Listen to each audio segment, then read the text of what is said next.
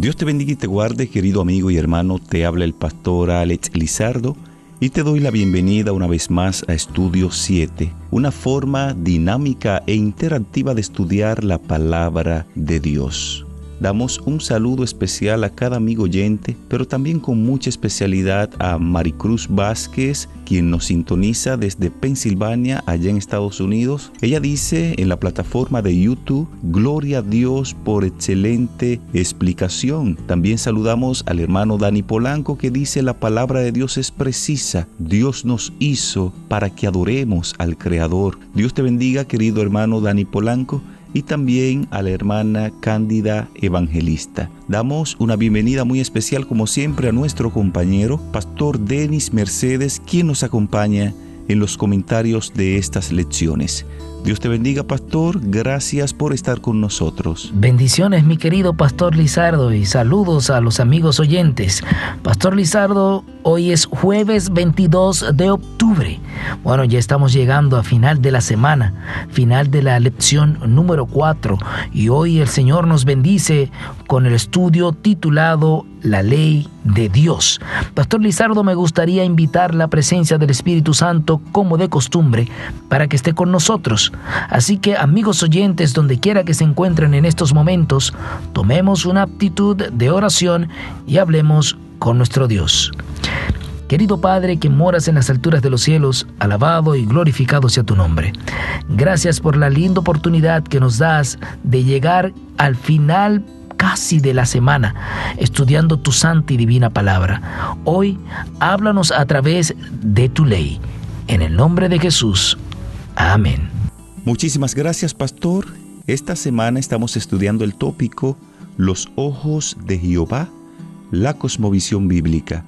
Y recordamos a cada amigo oyente que el texto base para este estudio lo encontramos en Proverbios capítulo 15, verso 3.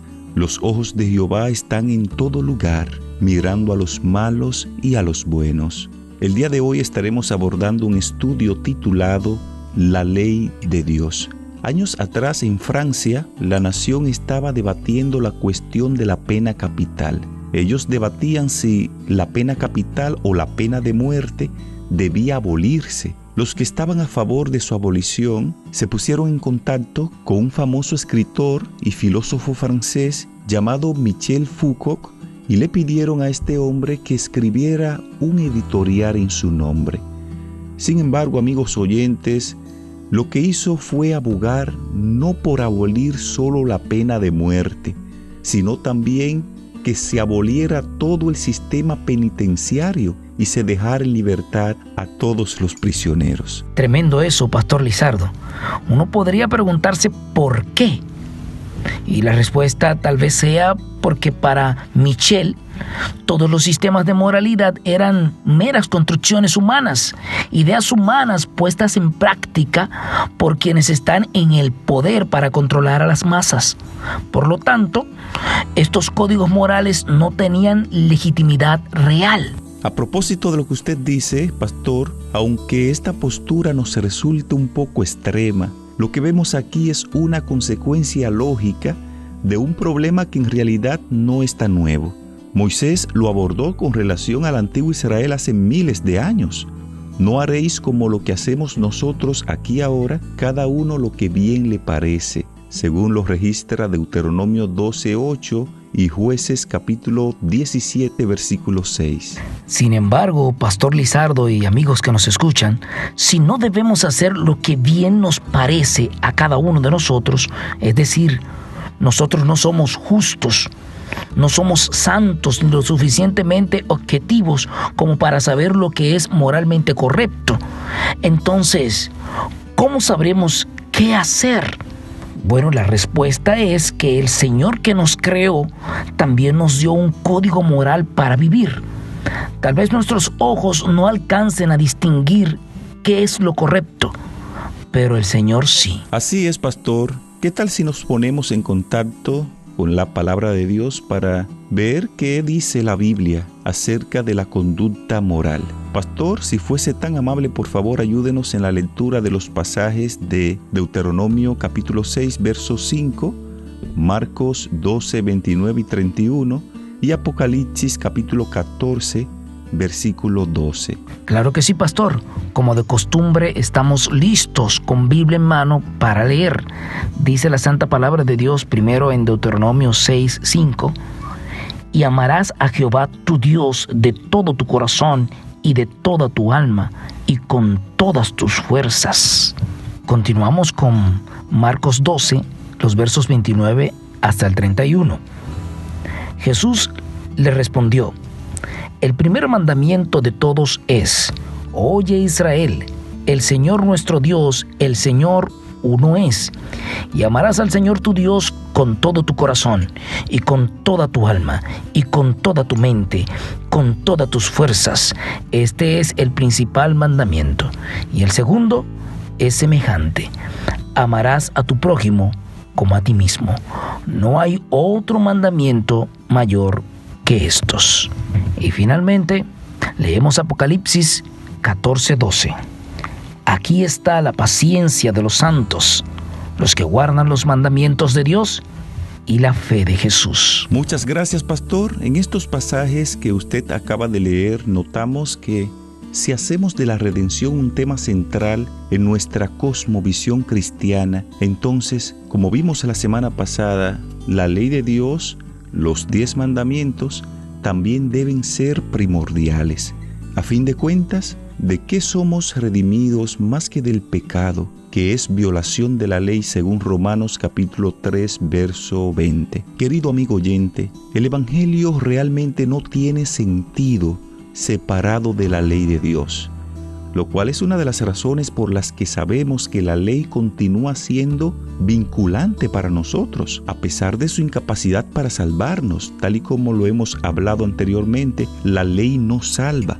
Quien salva es Cristo, pero cuando Cristo nos declara salvo por su gracia, entonces nosotros guardamos y obedecemos la santa ley de Dios. Pero para eso necesitamos el Evangelio. Así es, Pastor Lizardo, muy correcto lo que usted dice. Permítame, pastor, dar un poco de luz a nuestros amigos oyentes con algunos datos, algunas ilustraciones que nos ayudarían a entender un poquito mejor lo que implica la ley de Dios. Mira, pastor, el doctor Joel Hosman resalta una diferencia que rara vez se menciona entre los 10 mandamientos y otros códigos legales. Y escucha bien, hermano mío, escucha bien, amigo que han decidido estudiar la Santa Palabra de Dios con nosotros. Él ofrece una ilustración de un adolescente confabulador que piensa en asegurar su futuro financiero al casarse con una mujer mayor y adinerada. Y él calcula matarla y enfrentar entre 7 y 12 años de prisión. El mismo sopesa las consecuencias, saldría de prisión a los 30 años más o menos, pero sería rico por el resto de su vida. Él decide que vale la pena. Hosman luego dice que no hay nada en todo el cuerpo de leyes estadounidenses que diga que no estamos autorizados a hacer ese cálculo. Mira, Pastor Lizardo y amigos que nos escuchan, en ninguna parte la ley estadounidense establece que por más que estemos dispuestos a cumplir la condena, aún así no debiéramos cometer el crimen. Aquí es donde los mandamientos se destacan en contraste, precisamente porque no establecen consecuencias específicas por su desobediencia. Es una ley moral, no una ley legal. Pastor Lizardo y amigos que nos escuchan, los mandamientos nos dicen qué hacer y qué no hacer. No para evitar ciertas consecuencias específicas, sino porque Dios está comunicando lo que es moralmente correcto y lo que es moralmente incorrecto. Algo que las leyes estadounidenses y de otras partes del mundo no hacen.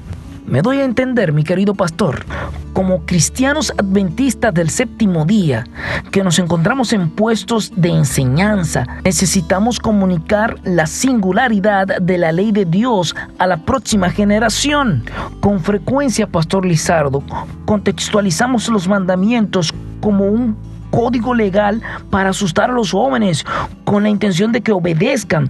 Pero al hacerlo, podemos despojar a la ley de Dios de su autoridad moral única, pastor. Debemos enseñar que no obedecemos la ley por una consecuencia, sino porque la misma nos enseña lo que es moralmente correcto o no, y el Espíritu Santo nos ayuda a obedecerla. Así es, pastor.